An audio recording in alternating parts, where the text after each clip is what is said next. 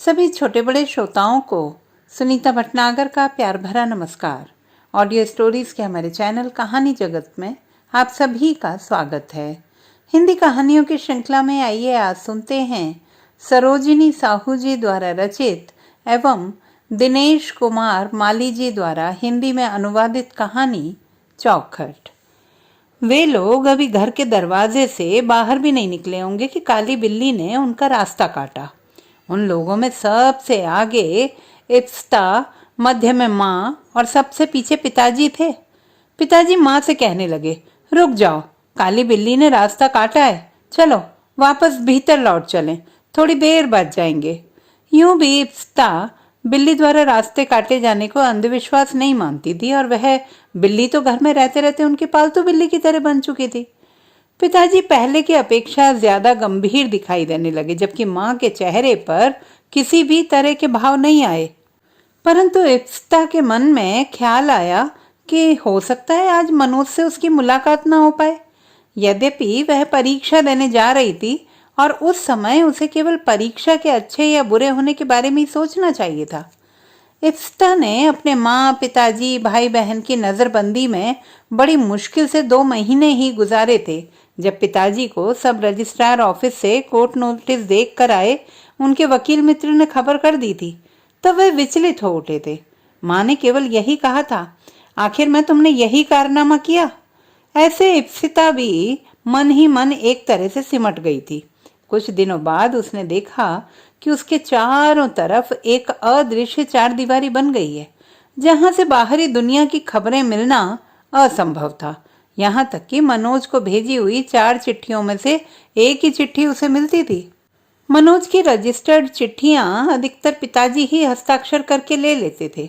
इप्सिता सब कुछ जानते हुए भी मुंह खोलकर अपनी चिट्ठियां मांग नहीं पाती थी।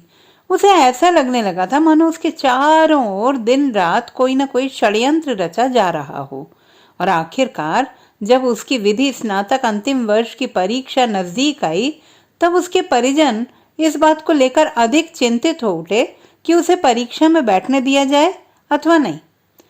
उस समय इप्सिता पूर्णतः हताश हो चुकी थी। उसे ऐसा लग रहा था मानो उसे इस कैदी जीवन से शायद कभी मुक्ति नहीं मिल पाएगी। भुवनेश्वर से बड़े भाई को बुलाया गया था। माँ, पिताजी और बड़े भैया ने मिलकर इस विषय पर विचार विमर्श किया था। बड़े भैया का कहना था कि उसे परीक्षा दे देनी चाहिए, यह उचित रहेगा कि वह अपनी पढ़ाई पूरी कर ले। ये सारी बातें इप्सिता से गुप्त रखी गई थी, लेकिन किसी तरह से इप्सिता उनकी योजनाओं और अन्य कार्यक्रमों के बारे में पूर्ण रूपेण जान चुकी थी। मन ही मन खींचते रहने पर भी इप्सिता को यह सोचकर राहत मिली थी कि उसके साथ परीक्षा हॉल में माँ तो नहीं जा पाएगी, तब किसी न किसी तरह वह मनोज से मुलाकात कर लेगी। यद्यपि वह अंधविश्वासी नहीं थी, मगर बिल्ली के रास्ता काटकर चले जाने से उसके मन में एक अज्ञात आशंका उत्पन्न हो गई थी। 5-7 मिनट विराम लेने के बाद पिताजी उनको बस में बिठाकर चले गए थे। जब तक बस वहां से रवाना नहीं हुई तब तक पिताजी गंभीर मुद्रा में थे। इप्सिता का अपराधी मन पिताजी के गांभीर्य का सामना नहीं कर पा रहा था। बस रवाना होने के बाद इप्सिता को खूब हल्का लगने लगा था। वह काफी दिनों के बाद उन्मुक्त हवा और रोशनी में बाहर निकली थी। बस की खिड़की का कांच सरकाकर उसने अपने केश उड़ने पर भी जी भरकर प्राकृतिक हवा का आनंद लिया। रास्ते में आने वाले हरे पेड़ों के झुरमुट, पर्वत श्रृंखलाएं और नीले आसमान को निहारने लगी। उसका मन किसी रोमांटिक हिंदी फिल्म के गीत गुनगुनाना चाहता था, लेकिन बस का माहौल देखते हुए उसने स्वयं पर नियंत्रण कर लिया। मनोज ने लिखा था, उसके घर में किसी को भी कोई आपत्ति नहीं है। वे लोग कभी भी किसी भी हालत में इप्सिता को स्वीकार करने के लिए तैयार हैं। क्या वास्तव में वे लोग इतनी स्वतंत्र विचारधारा के हैं, या मनोज ने उसका मन रखने के लिए ऐसे ही लिखा है? न जाने ऐसा क्यों अनुभव होने लगा था कि मनोज के कहने के अंदाज से, उसके चेहरे पर झलकते एक विश्वसनीय वायदे से उसे एक सुरक्षा की अनुभूति होती थी जब वह मनोज के साथ होती थी। मनोज की चिट्ठी पाते ही इप्सिता ने अपने मन को दृढ़ करने की कोशिश की। वह बार बार किसी एक अनजाने भय से कांप उठने के बाद भी खुद को बार बार संभाल लेती थी। कटक आने के बाद इप्सिता ढंग से सो भी नहीं पाई थी। विचित्र प्रकार की हताशा उसके मन में पैदा हो गई थी। अस्थिर मन से दिन भर वह ऊपर से निचली मंजिल से ऊपरी मंजिल, सोफे से खाट, खाट से खिड़की आती जाती रही। यद्यपि उसे प्यास नहीं लग रही थी, तब भी वह बार बार पानी पी रही थी। जबकि उसे भूख लग रही थी, पर वह खाना नहीं खा पा रही थी। मानो सब गड़बड़ हो गया है, उलझने बढ़ गई हैं। उसे कुछ भी आसान, सुंदर और सरल नहीं लग रहा था। अस्थिरता के इस वातावरण में भी सबसे छिपाकर उसने अपनी सोने की भारी चेन उतारकर पतली चेन पहन ली थी। यही नहीं, छोटी बहन के कान के झुमके रखकर 2 छोटे छोटे टॉप्स पहन लिए थे और हाथों में केवल कांसे की चूड़ियां, ताकि किसी को यह कहने का मौका न मिले कि जाते समय वह बहुत कुछ माल लेकर चली गई है। यह बात सत्य थी कि अपनी पेटी तैयार करते समय किसी तरह उसने अपनी मनपसंद शुद्ध सिल्क की साड़ियां रख ली थी। उस समय उसे पहली बार इस बात का एहसास हुआ कि उस घर में उसकी अपनी भी कुछ चीजें हैं। अब तक उसने अपने भाई बहनों को लेकर इस संदर्भ में कभी सोचा नहीं था। उसकी कुछ अपनी किताबें भी हैं, उनके अतिरिक्त भगवान की एक तस्वीर भी है, कुछ संग्रह किए हुए पेंटिंग बक्से और कुछ मूर्तियां भी, कभी शौकिया तौर पर जमा करके रखे किस्म किस्म के पत्थर, कुछ ग्रीटिंग कार्ड, तो कुछ चिट्ठियां जिन्हें साथ ले जाना कतई संभव नहीं था। उसने उन्हें इसी तरह छोड़ दिया। बाहर प्रस्थान करने से एक दिन पहले शाम को अपने 2 मंजिले मकान की छत पर खड़ी होकर इप्सिता अपने अतीत को याद करने के लिए अपने प्रिय शहर को निहार रही थी। शायद परीक्षा के दौरान वह मनोज के साथ उसके गांव चली जाएगी। हो सकता है वह वापस इस शहर में कभी लौटकर ही ना आ पाए। पिताजी का स्वभाव ऐसा था कि भले ही वह पूरी तरह से टूट जाएंगे, पर किसी भी हालत में झुकेंगे नहीं। शायद इप्सिता के भाग्य में इस शहर को दोबारा इस छत पर खड़े होकर देखना नहीं लिखा होगा। शहर की विभिन्न दुकानों से वह साड़ियां, इमिटेशन ज्वेलरी, पुस्तकें या छतरी तक खरीद नहीं सकेगी। यहाँ तक कि इस शहर के रिक्शों में बैठने का आनंद भी नहीं उठा पाएगी। यहाँ के लगने वाले मेले और त्योहारों का आनंद भी नहीं ले सकेगी। संभवतः उसे खुद को इस शहर के लोगों से भी छिपा छिपा कर रखना पड़ेगा। यह सोचते ही इप्सिता का मन भारी हो गया। वह इस तरह से रोने लगी जैसे शादी के उपरांत विदाई के समय कोई दुल्हन रो रही हो। कटक के बादामबाड़ी बस स्टेशन पहुंचते पहुंचते सांझ ढल गई थी।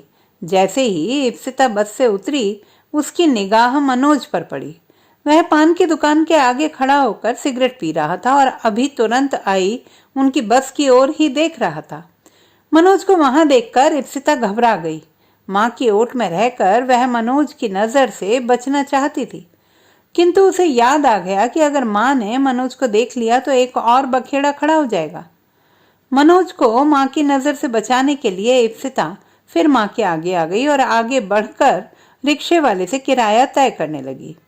बादामबाड़ी से रानी हाट तक का किराया ज्यादा मांगने पर भी इप्सिता रिक्शे वाले की बात मानकर रिक्शे में बैठ गई। एक अजीब उत्कंठा और भय से इप्सिता के हृदय की धड़कनें बढ़ गई थीं। एक बार उसने देखा कि मनोज का रिक्शा उनके रिक्शे से आगे निकल गया था। मनोज ने हुड का पर्दा उठाकर एक बार इप्सिता की तरफ नजरें डाली। इप्सिता का चेहरा डर के मारे पीला पड़ गया। उस समय उसे मनोज पर भी क्रोध आ रहा था। यदि माँ ने मनोज को देख लिया तो इप्सिता के लिए परीक्षा हॉल में जाना भी संभव नहीं होगा। यह तो किस्मत अच्छी थी कि माँ ने मनोज को तो शायद देखा नहीं था, या फिर उस समय उसने वहां मनोज की मौजूदगी की उम्मीद भी नहीं की होगी। इधर उधर की बातों में माँ को उलझाए रखकर उसने मानसिक तनाव के साथ रानी हाट में रह रहे मौसा के घर पहुंचकर राहत की सांस ली। यह तो अच्छा था कि मनोज का रिक्शा कहीं आसपास दिखाई नहीं दे रहा था। मौसी ने काफी देर खटखटाने के बाद दरवाजा खोला। घर के अंदर एक धुंधली रोशनी प्रकाशित हो रही थी। अंदर आइए, कहकर मौसी ने बुलाया। तुम्हारे मौसा की तबीयत पिछले 15 दिनों से ठीक नहीं है। तुम्हारी चिट्ठी मिली थी, लेकिन सांस की बीमारी की वजह से उठ बैठ तक नहीं पाते, इसीलिए तुम्हारे मौसा जी जवाब नहीं दे सके, मौसी ने कहा। इप्सिता ने खाट पर सोए हुए मौसा को चरण स्पर्श कर अभिवादन किया। उसे सांस फूलने की धड़धड़ आवाज ऐसे सुनाई दे रही थी मानो शरीर को फाड़ कर वह आवाज बाहर निकलना चाहती हो। माँ और मौसी बैठकर आपस में अपने सुख दुख की बातें कर रही थी। इप्सिता बाथरूम में हाथ मुंह धोकर साड़ी बदलकर तैयार हो गई थी। थोड़ी सी चाय पीने की इच्छा होने पर भी शर्म के मारे वह मौसी को कह नहीं पा रही थी। इधर उधर घूमते हुए वह सोच रही थी कि शहर के बीचों बीच यह मकान होने के बावजूद भी कितना खामोश है। केवल 2 कमरों में लाइटें जल रही थी, बाकी सब कमरे बंद पड़े हुए थे। मानो ये दोनों कमरे मौसा मौसी के लिए पर्याप्त हों। बाकी के कमरे पूजा या गर्मियों की छुट्टियों में जब कभी बहू बेटे नाती नातिने आते होंगे तभी उनके लिए खोले जाते होंगे। मौसी माँ से कह रही थी उन्हें भी गांव जाना था, मगर जब तक तुम्हारे मौसा की दवाइयाँ पूरी नहीं हो जाती हैं तब तक जाना नहीं हो पाएगा। इस समय होम्योपैथी के डॉक्टर शिव बाबू का उपचार चल रहा है। घर से बाहर निकलकर इप्सिता दरवाजे के पास आकर खड़ी हो गई। वहां से वह बाहर की सड़क की तरफ देखने लगी। अचानक उसकी निगाहें चौराहे की दूसरी तरफ फुटपाथ पर पड़ी। देखते ही वह चौंक उठी। क्या वह मनोज है? उसे देखते ही वह तेजी से दौड़ती हुई घर के अंदर लौट आई। उसे मन ही मन मनोज के ऊपर गुस्सा आ रहा था। आखिरकार उसे मेरी विवशता और मेरा डर समझ क्यों नहीं आ रहा?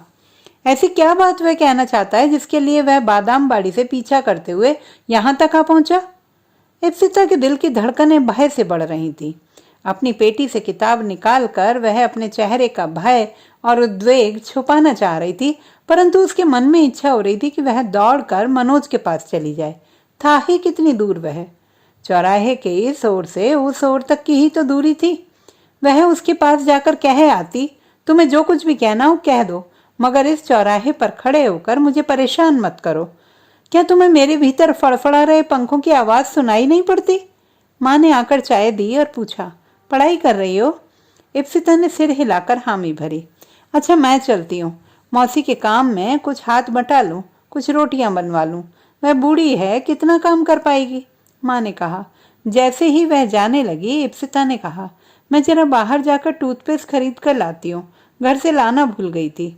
माँ समझ नहीं पाई कि क्या जवाब दे। शायद उसको लगा कि मानो अचानक उसके सामने कोई समस्या आकर खड़ी हो गई हो। माँ ने बड़े दुख भरे स्वर में कहा, टूथपेस्ट रखना कैसे भूल गई? उसके बाद वह अंदर वाले कमरे में चली गई। एक चक्कर काटने के बाद वह लौटकर बोलने लगी, ठीक है चल, मैं भी अपने लिए एक शीशी ब्राह्मी तेल ले आऊंगी। इप्सिता इस बात को अच्छी तरह जानती है कि इस समय माँ को ब्राह्मी तेल की कोई आवश्यकता नहीं है। वह तो सिर्फ बहाना है।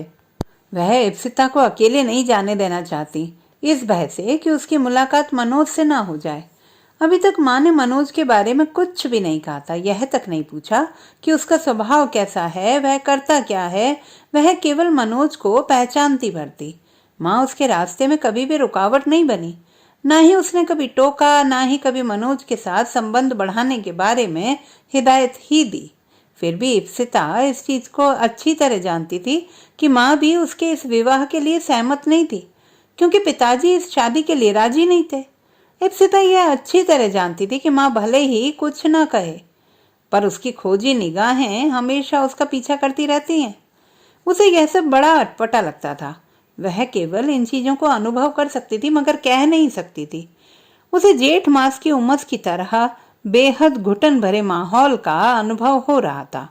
इप्सिता को समझ में नहीं आ रहा था कि वह अपना प्रस्ताव कैसे वापस ले, किस मुंह से कहे कि उसे पेस्ट की जरूरत नहीं है, किस तरह वह माँ के मन में विश्वास पैदा करेगी। जैसे जैसे वह खुद को असहाय अनुभव करने लगती, वैसे वैसे उसका गुस्सा और नाराजगी अपने घर वालों पर बढ़ती जाती। फिर भी एक सफल अभिनेत्री की तरह स्वांग भरते हुए वह माँ से कहने लगी, रहने दो माँ, अभी काम चल जाएगा। कल तुम्हारे दातून से ही दांत साफ कर लूंगी।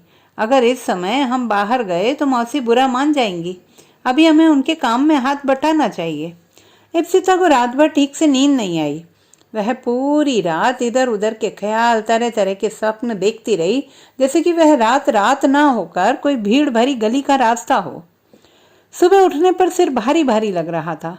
तब भी वह 8 बजे परीक्षा देने चल पड़ी। माँ उसे दरवाजे तक छोड़ने भी आई थी तथा जाते समय उसने लौटने का समय भी पूछ लिया था। इप्सिता रिक्शे में जाते समय पूरी राह चारों ओर देख रही थी। वह खुश थी यही सोचकर कि मनोज से मुलाकात हो जाएगी, लेकिन कहाँ था मनोज? कॉलेज गेट के पास रिक्शे वाले को पैसे देते समय भी उसने चारों तरफ देखा था, यहाँ तक कि परीक्षा हॉल में घुस जाने तक भी वह चारों तरफ देख रही थी, लेकिन मनोज उसे कहीं नहीं दिखाई दिया। क्या मनोज उससे नाराज है? क्या मनोज रातों रात खुर्दा लौट गया? इप्सिता उसे कैसे समझाए? उसे देखने की ललक, उससे बातें करने की सारी कोशिशें विफल हुई हैं। अंदर ही अंदर वह एक तरह की अकुलाहट का हर समय अनुभव करने लगी। परीक्षा देकर इप्सिता सही समय पर मौसी के घर लौट आई थी। उसके बाद अगले 4 दिन भी वह ठीक 11:30 बजे लौट आई। अंतिम परीक्षा के दिन माँ ने गांव लौटने की सारी तैयारी करना शुरू कर दी थी। एक दिन पहले उन्होंने कुछ खरीदारी भी कर ली थी। स्नान करने के बाद माँ ने अपने और इप्सिता के कपड़े अच्छी तरह निचोड़ लिए थे ताकि जल्दी सूख जाएं। इप्सिता को लग रहा था कि उसका कटक मानो व्यर्थ हो गया। उसको मिली यह आज़ादी मानो सही अर्थों में आज़ादी ही नहीं थी। उनमें हुई उस गलतफहमी के लिए वह किसी को भी उत्तरदायी नहीं ठहरा पा रही थी। मनोज से एक प्रकार से रूठ जाने पर भी परीक्षा देने जाते समय वह पूरी राह देखती हुई जाती थी कि शायद कहीं मनोज दिखाई पड़ जाए। कॉलेज गेट तक, गेट पर रिक्शे वाले को पैसे देने तक, परीक्षा हॉल में पहुंचने तक उसकी निगाहें मनोज को ही तलाशती रहीं। अब तक परीक्षा शुरू हुए 2 घंटे बीत चुके थे, मगर मनोज कहीं दिखाई नहीं दे रहा था। जैसे ही इप्सिता ने कॉपी से सिर ऊपर उठाया, वैसे ही उसने मनोज को देखा। वह हॉल के बाहर खड़ा था। इप्सिता को देखते ही मुस्कुराया। अचानक इप्सिता अनमयस्क हो गई। वह पहले जैसा लिख नहीं पा रही थी। वह भूल गई कहाँ से लिख रही थी। 5 लोगों के बीच में एक किताब रखकर वे सभी नकल मार रहे थे। किताब बीच में थी और वे लोग आमने सामने दाएं बाएं बैठकर सिर से सिर जोड़कर लिखते जा रहे थे। उस प्रश्न का उत्तर काफी बड़ा था। इप्सिता लिखने में दूसरों से पिछड़ गई थी और तब तक दोस्तों ने पन्ना आगे पलट दिया। उसके पास बैठे परीक्षार्थियों में कोई भी जान पहचान का नहीं था। किससे कहती कि थोड़ा ठहर जाओ, मेरा उत्तर अभी तक पूरा नहीं हुआ है। मनोज अंदर आकर उसके पास पड़ी कुर्सी पर बैठ गया था। वह कहने लगा, कुछ सहायता करूं? इप्सिता ने सिर हिलाकर मना कर दिया। उसने आधा ही लिखा था कि उन्होंने फिर पन्ना पलट दिया। दूसरी किताब ले आऊं? कितने नंबर के प्रश्न का उत्तर चाहिए? इप्सिता ने कहा, और किताब नहीं मिलेगी। हॉल में केवल 3 किताबें ही उपलब्ध हैं। हॉल में ऐसी अव्यवस्था थी कि उसमें मनोज पर किसी के संदेह होने का प्रश्न ही नहीं उठता था। फिर भी इप्सिता उस समय पूरी तरह से खुल नहीं पा रही थी। समय पूरा हो जाने पर भी वह सारे प्रश्नों का उत्तर नहीं लिख पाई। हॉल से निकलते समय मनोज ने कहा, तुमसे एक सीरियस बात कहनी है। कैसी बात? इप्सिता ने पूछा। उसने सोचा शायद मनोज यह पूछेगा कि उस दिन वह मिलने क्यों नहीं आई, लेकिन मनोज ने उस दिन के बारे में कुछ नहीं पूछा, बल्कि उसने उसके आगे एक ऐसा प्रस्ताव रखा जिसे सुनकर इप्सिता भीतर से कांपने लगी। मानो उसकी असली परीक्षा तो अब होगी। मनोज कहने लगा, जरा सोचकर देखो, हो सकता है आज के बाद शायद तुम्हारे घर के लोग तुम्हें घर से बाहर ही न निकलने दें। ऐसा अवसर तुम्हें दोबारा नहीं मिलेगा। इतने दिनों तक जब तुम अपने घर वालों को समझा नहीं सकी, तो क्या सोचती हो कि वे लोग अपने आप तुम्हारी शादी के लिए राजी हो जाएंगे? इप्सिता की आंखों के आगे वे सभी दृश्य आने लगे जब वह अपने गांव जाकर लंबे दिन, लंबी रातें बिताएगी। उसे लग रहा था कि एक क्षण के बाद उसकी जिंदगी अर्थहीन होती चली जाएगी और उसे दिन के 10 बजे से 3 बजे तक केवल डाकिये का इंतजार रहेगा। खिड़की से, बालकनी से, छत से खाकी वर्दीधारी आदमी को अपने घर की तरफ आते देख वह बेचैनी को छुपाए इधर उधर भटक रही होगी, जबकि 4 में से एक ही चिट्ठी उसे मिलती रहेगी। रिक्शे वाले को आवाज देने के बजाय इप्सिता मनोज के साथ चल पड़ी। टैक्सी में मनोज के कॉलेज के 3 अन्य अध्यापक दोस्त बैठे हुए इंतजार कर रहे थे। मानो सब कुछ मशीनवत हो गया। न कोई शहनाई, न कोई आतिशबाजी, न कोई मंत्रोच्चारण और न ही यज्ञाग्नि का पसीना। केवल कांपती उंगलियों से हस्ताक्षर और कंठ से निकल रही अस्पष्ट आवाज की प्रतिज्ञा में शादी संपन्न हो गई। उस समय तक 1 से अधिक बज चुका था। इप्सिता ने तब तक किसी से बात नहीं की थी।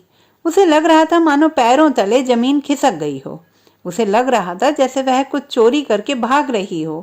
उसने अपने चेहरे पर हाथ रख लिया था और सुबक सुबक कर रोने लगी। उसके रोने की यह आवाज सुनकर ड्राइवर ने एक बार पीछे मुड़कर देखा था। इप्सिता अकेलेपन का अनुभव कर रही थी। वह स्वयं को जितना अकेला पा रही थी, माँ को भी उतना ही अकेला पा रही थी।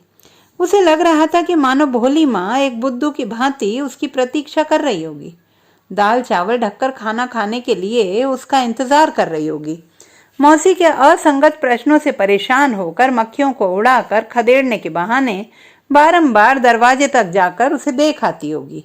दूर से नजर आने वाले हर रिक्शे को इप्सिता का रिक्शा समझकर खुश होते होते निराश हो जाती होगी। माँ यह भी सोचती होगी कि एक बार कॉलेज जाकर उसकी खबर ले ले। उसे कॉलेज में ना पाकर माँ के दिल पर क्या गुजरेगी? वह क्या जवाब देगी मौसा मौसी को? क्या मुंह दिखाएगी गांव लौटकर सबके सामने? मानो सबके सामने माँ इप्सिता की तुलना में अधिक अपराधीन हो जाएगी। पास पड़ोस, पिताजी, दादाजी, चाची, ताई, भाई, बहन, रिश्तेदार सभी तरह तरह के प्रश्न करते रहेंगे। मानो माँ के दिल की असहायता इप्सिता के दिल में संचरित हो रही थी। वह हिचकियां ले लेकर रोने लगी। उसे इस तरह रोते देखकर मनोज ने कहा, छी, इस तरह रोने से बस के अंदर बैठे अन्य यात्री क्या सोचेंगे? इप्सिता फिर भी चुप नहीं हुई। उसकी हिचकियां और जोरों से बढ़ने लगी। उसे केवल यही लग रहा था कि उसकी कम पढ़ी लिखी माँ अपने चिर परिचित भोलेपन के साथ बार बार दरवाजे से घर के अंदर, घर से दरवाजे तक आ जा रही होगी, भगवान से मन्नतें मांग रही होगी। इप्सिता की इच्छा हो रही थी कि काश एक बार वह अपने घर लौट जाती, तब वह न घर की रहती और न बाहर की। हमेशा हमेशा के लिए घर और बाहर के बीच वह चौखट बनकर रह जाती। तो दोस्तों, ये थी हमारी आज की कहानी। आपको कैसी लगी कमेंट बॉक्स में लिखना ना भूलें। चैनल को सब्सक्राइब करें, लाइक करें और मित्रों के साथ शेयर करें।